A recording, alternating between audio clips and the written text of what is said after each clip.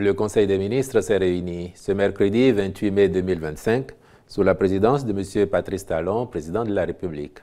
Les décisions ci-après ont sanctionné la séance. Au chapitre des mesures normatives, en point 1, transmission à l'Assemblée nationale du document de programmation budgétaire et économique pluriannuel 2026-2028. Ce document, conçu pour servir de support au débat d'orientation budgétaire, intervient dans un contexte économique national marqué cette année par une reprise vigoureuse de la croissance avec un taux estimé à 7,5% en 2024, soutenu par une amélioration de la productivité agricole, l'essor industriel, la relance du commerce et l'inflation maîtrisée à 1,2%. Ces performances économiques remarquables sont réalisées dans un environnement sous-régional et international incertain, d'où la nécessité de maintenir une trajectoire budgétaire soutenable et de renforcer la planification à moyen terme. Le ministre de l'Économie et des Finances, en relation avec le ministre de la Justice et de la Législation, prendra les dispositions en vue de l'organisation du dit débat avec la représentation nationale. En point 2, création de la Société béninoise d'infrastructures maritimes et fluvio-lagunaires et approbation de ses statuts. Cette société aura pour mission d'élaborer et de mettre en œuvre les stratégies à long terme de protection de la côte béninoise. Celles-ci peuvent combiner les dragages des fonds marins ou lagunaires, la recomposition du territoire et la préservation des espaces naturels. Elle s'occupera, par ailleurs, de la construction et de l'exploitation d'un chantier naval avec pour responsabilité d'entretenir les engins flottants nationaux et d'assurer leur navigabilité. Le Conseil a donc marqué son accord pour sa création. Il en a adopté les statuts, puis instruit les ministres concernés à l'effet de prendre les dispositions appropriées en vue de son opérationnalisation diligente. Au chapitre des communications, en point 1, mission de maîtrise d'œuvre du Centre technique agroalimentaire au Bénin. Le centre aura pour mission de renforcer la compétitivité des entreprises agroalimentaires et industrielles béninoises, d'instituer le respect des normes de qualité et d'hygiène, de combler l'insuffisance en équipements techniques modernes afin d'accroître les capacités d'exportation. De même, il offrira des services de conseil, d'assistance conseil, d'études, de formation et d'appui technique aux acteurs des filières agroalimentaires et de l'emballage avec pour ambition d'optimiser le taux d'intégration de l'économie nationale en exploitant les recommandations du cabinet commis à cette mission. En point 2, approbation du document de politique nationale de promotion et de développement des petites et moyennes entreprises pour la période 2025-2034.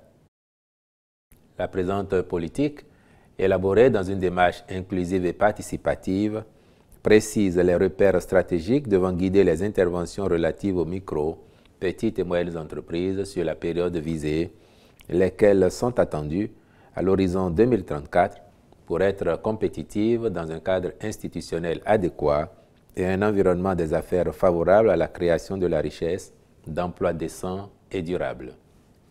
Son approbation permettra ainsi de disposer d'une orientation nationale en matière de promotion et de développement des micro, petites et moyennes entreprises, tenant compte des mutations socio-économiques afin de mieux répondre aux nouveaux défis de développement de notre pays.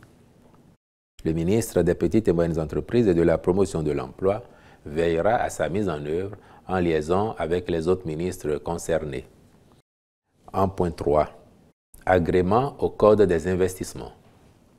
Il s'agit de 8 sociétés qui sont éligibles au bénéfice des différents régimes incitatifs de ce code, comme ci-après. Régime des investissements spécifiques. Grand Moulin du Bénin SA, pour son projet d'augmentation de capacité de production de farine de blé de son unité de production dans la commune de Cotonou. Mauve Africa Bénin SA, en vue de l'extension du réseau de couverture en 3G, 4G et 5G sur le territoire national. GFIS International SARL, pour le projet d'ouverture et d'exploitation par dragage d'une carrière de sable lagunaire dans la zone marécageuse de Dja, dans la commune de Semekpoji. Partouche Casino Cotonou SA, dans le cadre de son projet de création d'un casino au Sofitel de Cotonou. Régime A. Protein and Nut SARL, en vue de la construction et de l'exploitation d'une unité de fabrication de tourteaux dégraissés et d'huile brute de soja à Ouibatin dans la commune d'Alada. Lisa Cocktails SARL, pour l'implantation et l'exploitation d'une unité de production de cocktails à base de jus de fruits et d'alcool à la zone industrielle de Semekpoji. Régime B. Global Veterinary Industries SA, dans le cadre de la mise en place d'une unité de production industrielle de prémix et de concentrés minéraux vitaminés pour aliments de volailles et dérivés à la zone industrielle de Gakpé dans la commune de Ouida. Nissi Sarl, pour l'installation et l'exploitation d'une unité de production de tourteaux et d'huile végétale brute à base d'arachide, de noix de palme, de karité et de soja à Denou dans la commune de Toribosito. La réalisation de tous ces projets, en plus des nombreux emplois qui en découleront, impactera positivement les différents secteurs dont ils relèvent et apportera de la plus-value à l'économie nationale. En point 4, réalisation des travaux d'urgence de réparation des dégradations critiques relevées sur le réseau routier national. Ces dégradations ont été relevées au niveau de 30 ouvrages dans les communes de Tukuntuna, Kobli, Kéru, Kopargo, Kandi, Banikwara, Parakou, Cotonou, Abomey-Calavi, Porto Novo, Avrankou, Wenhi, Djidja, Koulekame, Kome et Grand Popo. Elles portent sur des ouvrages défectueux, des ouvrages partiellement ou totalement effondrés et des équipements de sécurité endommagés par les usagers. Seront impactés par ces travaux, s'agissant des tronçons de route classés non revêtus, les axes Tukuntuna, Peporiaku, Kobli Materi, Kéru Kaubagu, Parakou Binassi Perere Niki, Katagon Avrankou, Avakba Tokota. Quant aux routes revêtues, il s'agit des axes Kandi Banikwara, Godome Kalavi, Pédekpo Boyikon, Boyikon Dassazoumé, Abomey Azové, Ouida Kome Grand Popo et du pont Martin Luther King à Cotonou. Enfin, les tronçons de pistes rurales, Fowa Singre Anandana et Kome Kpablé seront traités dans le cadre des présents travaux. En vue de leur exécution diligente, le Conseil a marqué son accord pour la contractualisation avec les entreprises retenues qui devront les exécuter conformément aux exigences de leur cahier de charges. En point 5, modalités de commercialisation des logements économiques en location-achat. Le Conseil a procédé à une actualisation des modalités concernées dans le souci de faciliter l'accès du plus grand nombre de nos concitoyens à ces logements. Les ajustements effectués portent sur l'extension de la location-achat des logements économiques à la diaspora béninoise et aux personnes admises à la retraite. La durée de remboursement des logements économiques qui est portée à 20 ans au lieu d'une durée précédemment fixée à 17 ans. Le taux d'actualisation appliqué pour le calcul des mensualités qui est abaissé à 4,5% au lieu de 6,5%. Ces nouvelles modalités s'appliqueront à l'ensemble du programme, y compris à l'offre de logement de la Caisse nationale de sécurité sociale, dans un souci d'harmonisation et de cohérence au service de l'intérêt général. Il est à signaler que les prix de cession des logements économiques en achat au comptant restent inchangés et conformes à la décision du Conseil des ministres du 25 septembre 2024. De même, restent inchangées les modalités d'acquisition des logements sociaux de type D, notamment, dédiés uniquement aux agents de l'État éligibles et cédés par voie de location-achat pour des mensualités de 97 000 francs CFA sur une durée de 25 ans. En point 6, mesures pour la réfection des toitures de salles de classe décoiffées dans 135 collèges d'enseignement général sur l'étendue du territoire national. Le point de la situation fait ressortir des salles de classe décoiffées, aux toitures écharpantes endommagées par les orages ou les vents violents, mais aussi des dégradations d'autres natures par endroits. Cependant, tous les CEG répertoriés pour bénéficier exclusivement des réfections de toiture sont au nombre de 135 répartis dans 53 communes et 11 départements.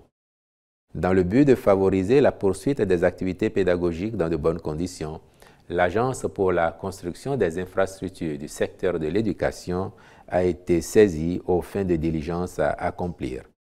Le Conseil a marqué son accord pour la contractualisation avec diverses entreprises en vue de leur réalisation dans les délais prescrits.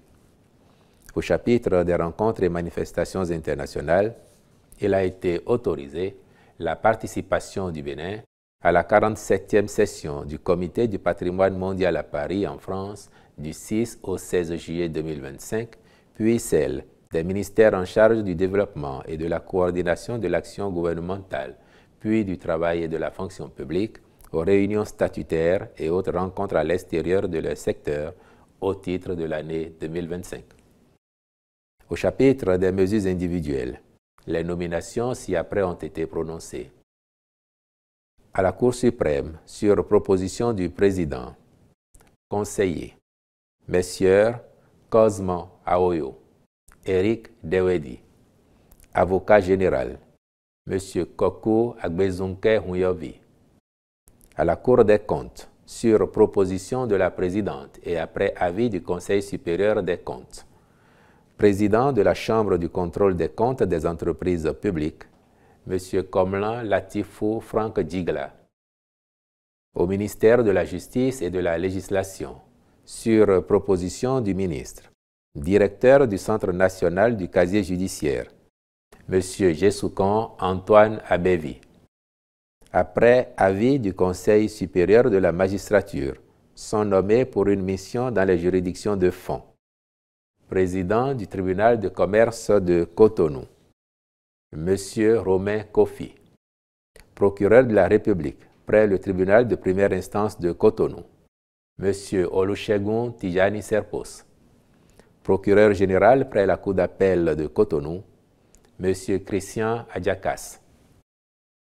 Président de la Cour d'appel d'Abomey, M. Christian Ataï, je vous remercie.